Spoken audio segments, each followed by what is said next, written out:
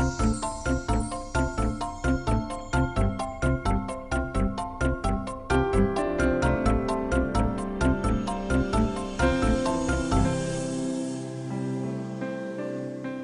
I'm Margot Politis.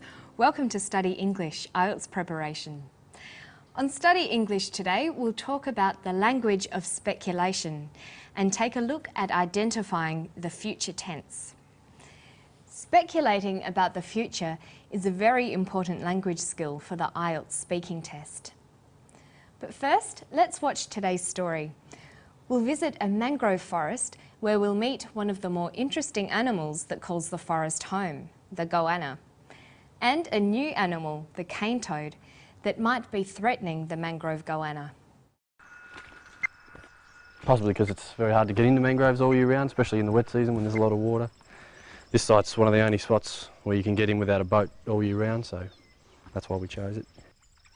Are cane toads likely to come into mangrove mudflats like this? It's probable that they'll come in small numbers, but from radio tracking these goannas, it looks like the mangrove goannas will head out onto the floodplain, and they do seem to eat frogs, so it's possible that when the cane toads arrive here on the floodplain in big numbers, the goannas will eat them. So it's possible there will be an impact. We expect that most of the goannas are going to eat a cane toad and die, but we're just hoping that some of them, even a small proportion, won't be interested in eating a toad, and they're the ones that will be living to pass on their genes and hopefully bring numbers of goannas back up eventually. So the scientists aren't sure what will happen in the future. When we're trying to predict the future or speculate about what might happen, we have several language choices. Let's put together a list of our options. First, we have verbs. We could use verbs like guess, suppose, imagine, think, suspect, or hope. Second, we can use modal verbs. For example, may, will, would, might, or could. Or we can use conditionals like if. For example, if I pass the exam, I will buy myself a new DVD. Other conditionals use similar constructions like this: if I might, or if I could. We might also use discourse markers to speculate about the future. Some examples are perhaps, maybe, hopefully, possibly, or even you never know. And finally, we can use adjectives. It's likely that, it's unlikely that, or it's possible that. So here's our list of choices. We can talk about the future using verbs, modal verbs, conditionals, discourse markers, or adjectives. Now let's hear some of these in practice.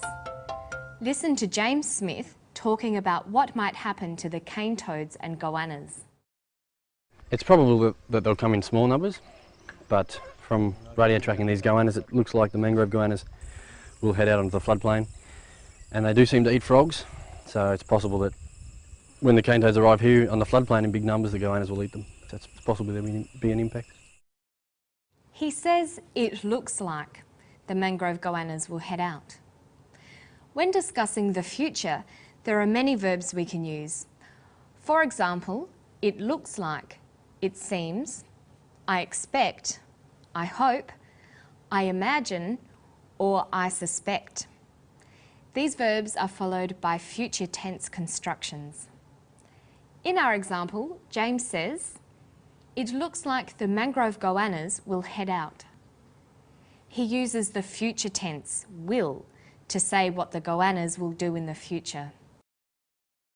Let's hear more from James.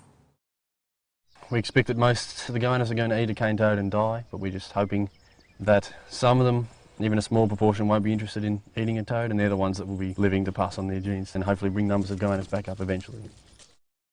James says, we expect that most of the goannas are going to eat a cane toad. Expect is the verb, and are going to eat uses the future tense to predict what will happen. James also uses discourse markers. He says that if goannas don't eat toads, then this will hopefully bring numbers of goannas back up. Discourse markers like hopefully, maybe, possibly or probably can all be used to speculate about the future. They can also give us an idea about what the speaker thinks. James hopes the goannas will survive. The final item on our list was adjectives. Listen to how James uses adjectives to speculate about the future. It's probable that they'll come in small numbers, but from radio tracking these goannas, it looks like the mangrove goannas will head out onto the floodplain, and they do seem to eat frogs, so it's possible that when the cane toads arrive here on the floodplain in big numbers, the goannas will eat them. So it's possible there will be an impact. James says it's probable and it's possible. These are examples of using adjectives to show that the speaker is talking about something that might happen in the future. James is speculating about things that might happen. In English, we can also say it's likely. So we can have it's probable the cane toads will come, it's possible the cane toads will come, or it's likely the cane toads will come. In each of these cases, we use the future tense, will come. In English, we have to decide which tense to use when referring to things that might happen in the future. English uses 3 verb forms when referring to future actions: the simple future, the present continuous, and the future continuous. We can use the simple future, that's will plus a verb, there will be. We can also use 2 forms of the present continuous, either the auxiliary verb to be plus the present participle, or the auxiliary verb going to with a main verb. Finally, we can use the future continuous, will plus the auxiliary verb to be plus the present participle. Listen for the future tenses in this clip. We expect that most of the goannas are going to eat a cane toad and die, but we're just hoping that some of them, even a small proportion, won't be interested in eating a toad, and they're the ones that will be living to pass on their genes and hopefully bring numbers of goannas back up eventually. There were 3 examples in that clip: are going to, won't be, and will be. Did you hear them? Listen again. We expect that most of the goannas are going to eat a cane toad and die, but we're just hoping that some of them, even a small proportion, won't be interested in eating a toad, and they're the ones that will be living to pass on their genes and hopefully bring numbers of goannas back up eventually. He says some cane toads will be living to pass on their genes. Will be living uses the future continuous tense. He also says are going to eat. That uses the present continuous tense.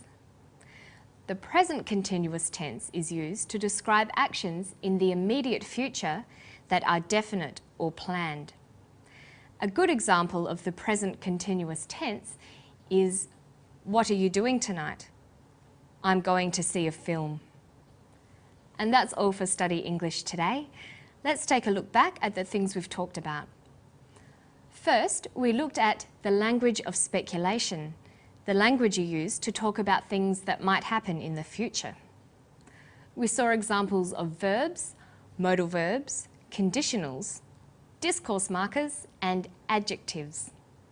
Then we looked at examples of future tenses, the simple future tense, the present continuous tense, and the future continuous tense. And if sometime in the future you need some help with your English, why not visit our Study English website? You will probably find everything you need. And that's all for today. I'll see you next time for more Study English. Bye-bye.